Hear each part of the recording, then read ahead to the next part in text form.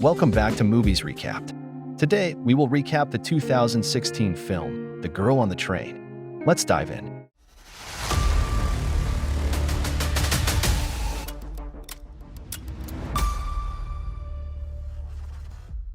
Our story commences with Rachel, a woman journeying home by train. She shares her longing for a life different from her own. Rachel habitually occupies the same seat on the train each day, affording her an unobstructed view of a house she adores.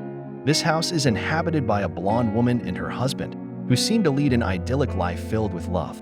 Rachel yearns for a similar existence and discloses that she once lived just 2 houses away. She reminisces about the time when that house was her first home, a place where she and her husband Tom shared a love as profound as the couple she now observes. The narrative then rewinds to 6 months prior. The blonde woman is introduced as Megan. She recounts her transformation from a defiant teenager to a lover, then a gallery manager, a nanny, and finally, a dirty girl. Megan is in a session with her therapist, Dr. Kamal. She reveals that her husband is eager for her to become pregnant, a desire she does not share. In an attempt to kindle her maternal instincts, her husband persuades her to take up a job as a nanny.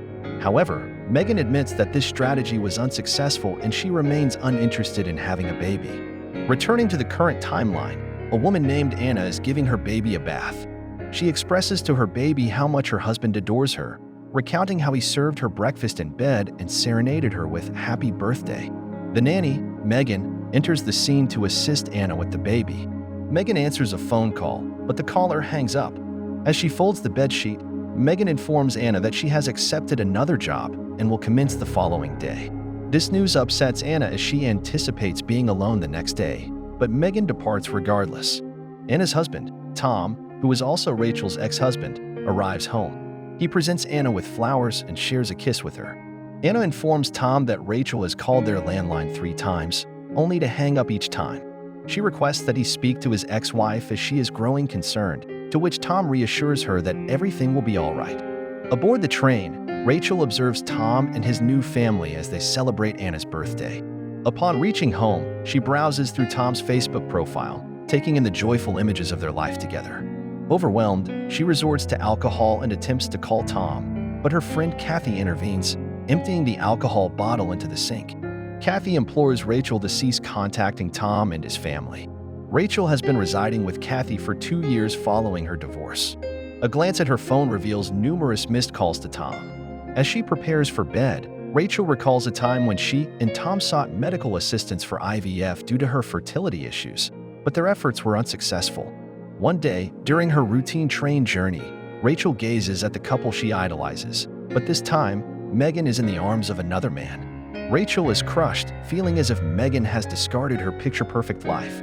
She then procures a bottle of alcohol and fills her water bottle with it. She finds herself in a park, consuming the alcohol, and recalls the moment she discovered Tom's laptop open with intimate emails to Anna, a real estate agent, revealing their secret relationship. She collapses in the restroom, expressing her intense fury upon discovering the blonde woman's betrayal. Rachel declares that if she could confront the blonde woman, she would drag her by her hair and slam her head repeatedly on the ground. The train halts at Megan's neighborhood and Rachel, under the influence of alcohol, disembarks and notices a man tailing her. She hastens into the woods and later spots a blonde woman entering a tunnel. Rachel yells at the woman, and then there's a loud thud, and Rachel loses consciousness. Rachel awakens at her friend's residence, her clothes marked with blood and her head sporting bruises. She struggles to recall the events of the night before, but a memory surfaces of her confronting Megan and pulling her hair. Rachel attends a meeting for a support group for individuals dealing with alcoholism, where she shares her tendency to get into trouble when intoxicated and her subsequent memory loss. She recalls an incident at a party at Tom's office where Martha, the wife of Tom's boss, asked her not to bring the eggs inside. In response, Rachel yelled at her and hurled the entire platter of eggs against the wall. Tom attempted to soothe her, but she slapped him and continued her aggressive behavior at home. The following day, she had no memory of the events, so Tom filled her in and informed her that he lost his job due to her actions. Upon arriving at Kathy's apartment, Rachel is met by 2 detectives. Detective Riley inquires about her whereabouts on Friday night. Rachel explains that she was at work and had considered visiting her ex-husband, so she disembarked the train, but ultimately decided against it and returned home. She claims to have been back at the apartment by 11 p.m., but Detective Riley points out that she boarded the train at 6 p.m., leaving a gap in her timeline that Rachel is unable to account for. The detective presents a photo of Megan and asks if Rachel recognizes her. Rachel denies knowing her. Detective Riley reveals that Megan was employed by Rachel's ex-husband and went missing the same night Rachel got off the train. The detective questions Rachel's claim of being at work, as she had been unemployed for over a year due to her issues with alcohol, leaving Rachel at a loss for words. Once the detectives depart, Rachel abruptly recalls witnessing Megan in a romantic encounter with an unknown man. She rushes to inform Detective Riley of her memory. The detective questions how Rachel could know of Megan's infidelity when she claims not to know her. Neighbors reported seeing an intoxicated woman near Megan's residence that night, leading Detective Riley to suggest that Rachel may have confused Megan with Anna. The detective further reveals that Anna has reported Rachel's uninvited visits to their home. Rachel is taken aback by this information, and Detective Riley advises her to maintain distance from her ex-husband and his family. Rewinding to 4 months prior, Megan is in another session with her therapist. She confesses to frequently lying and having multiple affairs. She behaves inappropriately in front of Dr. Kamal, confessing her constant thoughts about him, which prompts Dr. Kamal to exit the room. Rachel comes across news about Megan's disappearance. She decides to visit Megan's house, and as she passes by, Anna spots her from the window. Scott, Megan's husband, answers the door and Rachel introduces herself as a friend of Megan's, leading him to invite her in. She informs him that she witnessed Megan on their porch with another man on Friday morning, leaving Scott devastated. Scott shows her a photo of Megan's therapist, and Rachel confirms that he is the man she saw. Rewinding to 2 months prior, Megan is seen in the woods with an unidentified man. Upon her return home, Scott confronts and attacks her. Later, we see a tearful Megan confiding in Dr. Kamal about Scott's abusive behavior. She reveals that Scott desires for her to become pregnant, a topic that frequently incites arguments between them. Megan attempts to embrace and kiss Dr. Kamal, but he resists, fearing the potential loss of his professional license, which angers Megan. Rachel catches a news update that Dr. Kamal has been summoned for questioning in relation to Megan's disappearance. She receives a message from Scott requesting a meeting. When she inquires about his concerns, he reveals that Dr. Kamal has been released due to insufficient evidence. He expresses his anxiety over the therapist's disclosure of Scott's abusive behavior towards Megan, which has now made him a suspect in the eyes of the police. Rachel attempts to comfort him, but Scott's sudden outburst frightens her.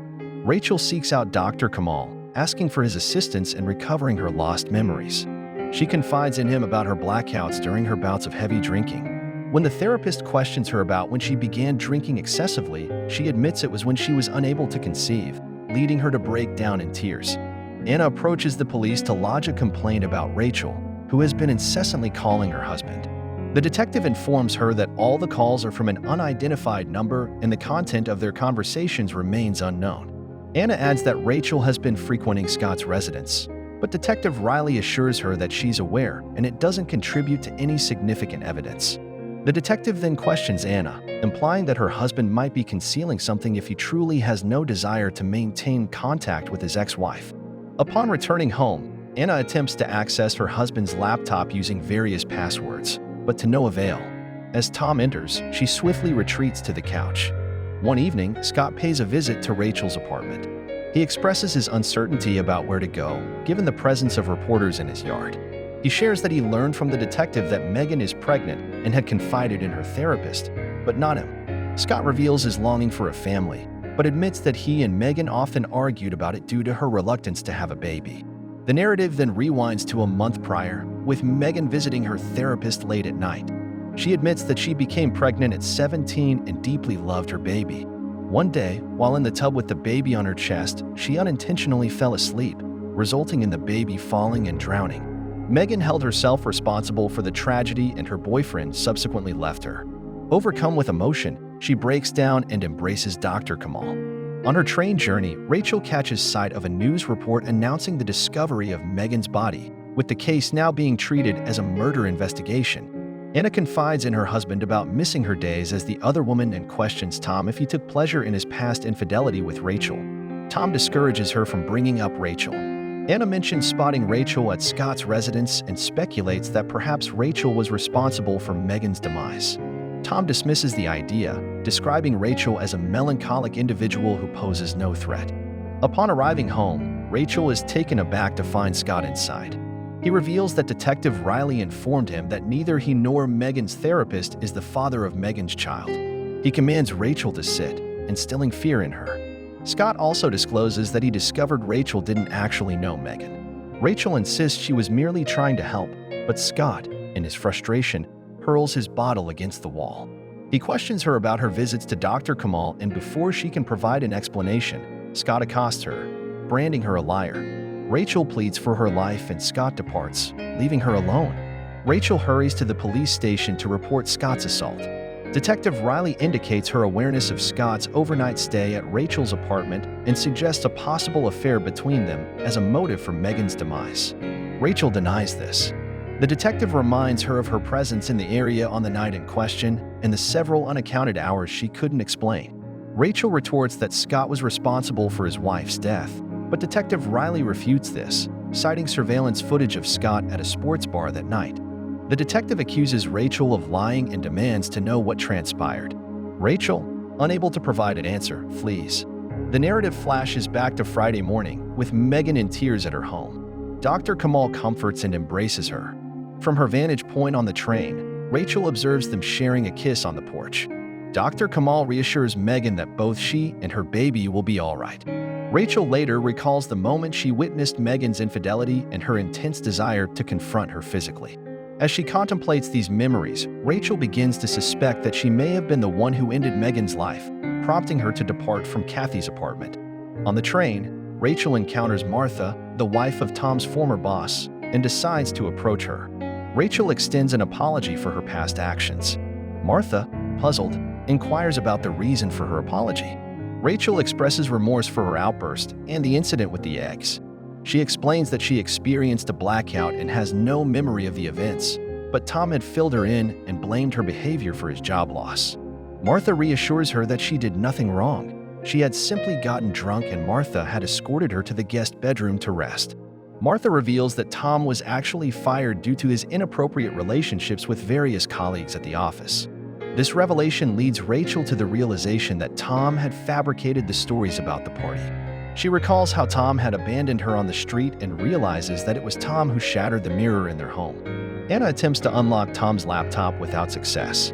She finds a cell phone with deleted texts but recognizes Megan's voice in the voicemail greetings.